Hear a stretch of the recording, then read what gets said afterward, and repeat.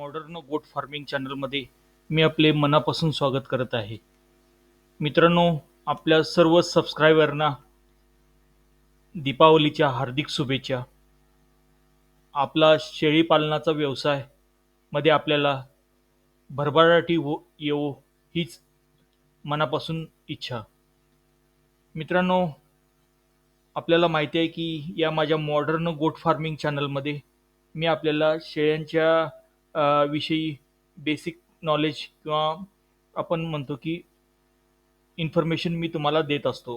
तर मित्रांनो, आज आहे आता म्हणजे नोव्हेंबर महिना चालू आहे आणि माझी जी दर महिन्याची वेळापत्रकाची किंवा दैनिक व्यवस्थापनाची जे व्हिडिओ येतो दर महिन्याचा, तो व्हिडिओचा मी या ऑक्टोबर महिन्यामध्ये म्हणजे नोव्हेंबर महिन्यामध्ये शेळ्यांचं व्यवस्थापन कसं करायचं किंवा या महिन्यामध्ये जे वेळापत्रक आहे, तर या नोव्हेंबर महिन्यामध्ये आपल्याला कोणकोणत्या शेळी फार्मवर कोणकोणत्या शेळ्यांच्याकडून म्हणजे शेळ्यांची ॲक्टिव्हिटी करायची आहेत त्या संदर्भात मी या व्हिडिओमध्ये तुम्हाला माहिती देत आहे.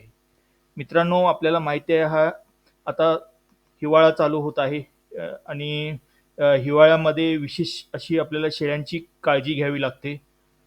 शेळ्यांच्या हिवाळ्यात काळजी घेण्याचा ऑलरेडी व्हिडिओ माझ्या चॅनलवर आहे, तो तुम्ही प्लेलिस्टमध्ये जाऊन त्याची माहिती घेऊ शकता. त्याच्यामध्ये मी चांगल्या प्रकारे कंटेंट त्याच्यामध्ये मी हिवाळ्यात कोणती कशा प्रकारे काळजी घ्यावी शेळ्यांची याविषयी माहिती दिलेली आहे.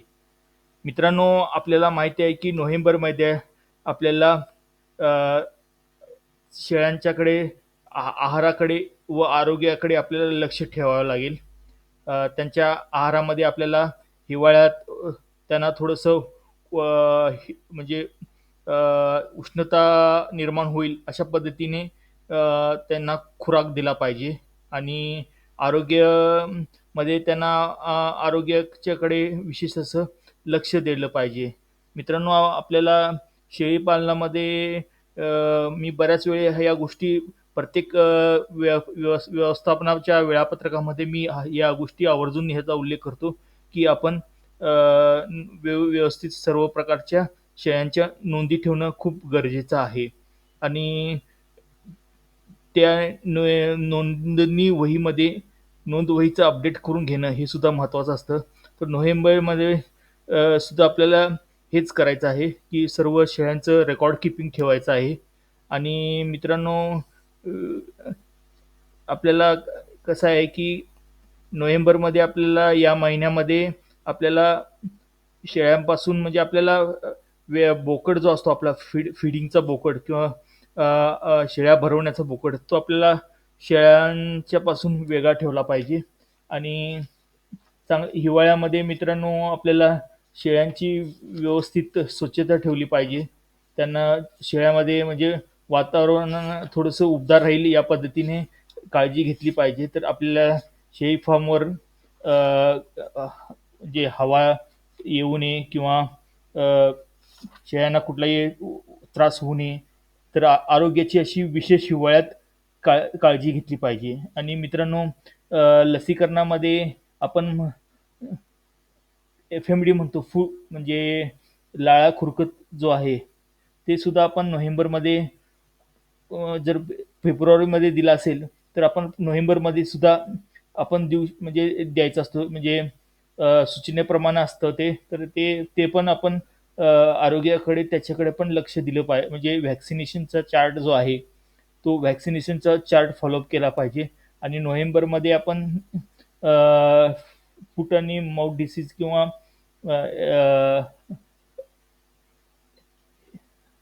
FMD म्हणतो आपण, लाळा खुरकत, तर त्याचं पण व्हॅक्सिनेशन आपण चेक केलं पाहिजे. कारण आपल्याला माहिती आहे की शेळ्या मित्रांनो, आरोग्य नसेल तर शेळ्यांच्याकडे मरतूक होते आणि मरतूक झालं की व्यावसायिक दृष्टिकोनातून आपल्याला अपयश येतं.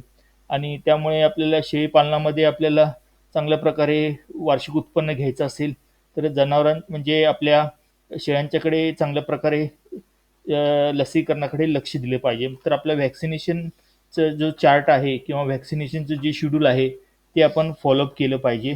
आणि विशेष असे म्हणजे जास्त करून आपल्याला त्यांच्या आहाराकडे लक्ष दिलं पाहिजे, जेणेकरून त्यांना जसं की मी बोललेलो आहे की पाणी हे आपल्याला थोडंसं नरम म्हणजे जास्त थंड नाही दिलं पाहिजे, थोडंसं गरम दिलं पाहिजे, म्हणजे नरम असं म्हणू आपण. आणि चाऱ्यामध्ये आपण खुराकामध्ये थोडं रेग्युलरपेक्षा थोडासा वेगळा असं त्यांना थोडंसं शरीरामध्ये त्यांना थोडीशी डायजेशन सिस्टीम चांगल्या प्रकारे होईल अशा पद्धतीने आपल्याला त्यांना चारा द्यायचा आहे. तर मित्रांनो, अशा प्रकारे आपण शेळ्यांच्याकडे विशेष लक्ष दिले पाहिजे. तसेच शेळ्यांच्या शेडकडे सुद्धा लक्ष दिलं पाहिजे. तर त्या पद्धतीने आपण शेळ्यांचा आहार, आरोग्य आणि पैदाशीचा बोकड हे एक 3 महत्त्वाचे मुद्दे मी या कंटेंटमध्ये मांडलेले आहेत. म्हणजे या नोव्हेंबर महिन्यामध्ये आपल्याला शेळ्यांच्यापासून बोकड हा थोडा वेगळा ठेवला पाहिजे. दुसरं म्हणजे शेळ्यांच्या आहाराकडे विशेष असं लक्ष दिलं पाहिजे. म्हणजे हिवाळा आहे, त्यामुळे हिवाळ्यात आपल्याला शेळ्यांना चांगल्या प्रकारे त्यांना त्या थंडीपासून थोडंसं बचाव होण्यासाठी किंवा त्यांच्यामध्ये चांगल्या प्रकारे डायजेशन होण्यासाठी त्या पूरक असा आहार दिला पाहिजे. आणि तिसरा पॉईंट मित्रांनो मी सांगितलेला आहे की आरोग्यामध्ये आपल्याला की जो व्हॅक्सिनेशनचा चार्ट आहे, जे शेड्यूल आहे लसीकरणाचं, तर त्याच्यामध्ये लाळ्या खुरकटचं जर असेल तर आपण फेब्रुवारी किंवा साधारणतः नोव्हेंबरमध्ये हे करतो, तर तेही फॉलोअप नसेल तर आपण तेही फॉलोअप घेऊ शकतो. तर मित्रांनो, ह्या बेसिक गोष्टी आहेत. तर या गोष्टी आपण नोव्हेंबरमध्ये केल्या पाहिजेत. आणि विशेष अशी हिवाळ्यापासून शेळ्यांना ची काळजी घेतली पाहिजे, जेणेकरून त्यांच्या आरोग्यावर काही परिणाम होणार नाही. तर मित्रांनो, थोडीशीच माहिती आहे पण अतिशय महत्त्वाची माहिती आहे. तर या व्यवस्थापन आपण या शेळीच्या केलं पाहिजे. आणि जो माझा दर महिन्याला येणाराच व्हिडिओ आहे, तर या नोव्हेंबर महिन्यात मी तुम्हाला एक 2-3च महत्त्वाच्या गोष्टी सांगितलेल्या आहेत. तर त्या आपण शेळीपालनामध्ये आपण फॉलोअप केल्या पाहिजेत. तर मित्रांनो, व्हिडिओची माहिती आवडली असेल तर व्हिडिओला लाईक करा. आणि मित्रांनो, पुन्हा एकदा सर्वांना दीपावलीच्या हार्दिक शुभेच्छा. तुमचं प्रेम असंच कंटिन्यू माझ्या चॅनलवर राहू देईल. मी तुम्हाला चांगल्या प्रकारे इथून येणाऱ्या काळामध्ये चांगल्या प्रकारे चांगले कंटेंट घेऊन येत राहील आणि या चॅनलवर अपलोड करत राहील. जे नवीन शेळी पालक आहेत त्यांनाही चांगल्या प्रकारे मार्गदर्शन करण्याचा मी प्रयत्न करीन आहे. आणि मित्रांनो, मी सांगितलेलं आहे की माझा उद्देश हाच आहे की शेळीपालनामध्ये जास्तीत जास्त लोक उतरली पाहिजेत, त्यांना चांगल्या प्रकारे मार्गदर्शन केलं पाहिजेत आणि त्यांनी व्यवसायामध्ये भरभराटी आणली पाहिजे. हाच माझा या चॅनलच्या मार्फत उद्देश आहे. तर तुमचं सहकार्य मला गरजेचं आहे आणि मला भरभरून तुमचं सहकार्य द्या. निश्चित मी तुम्हाला माझ्या या चॅनलमार्फत चांगल्या प्रकारे मी गाईड करीत राहीन. मित्रांनो, व्हिडिओ पाहिल्याबद्दल धन्यवाद.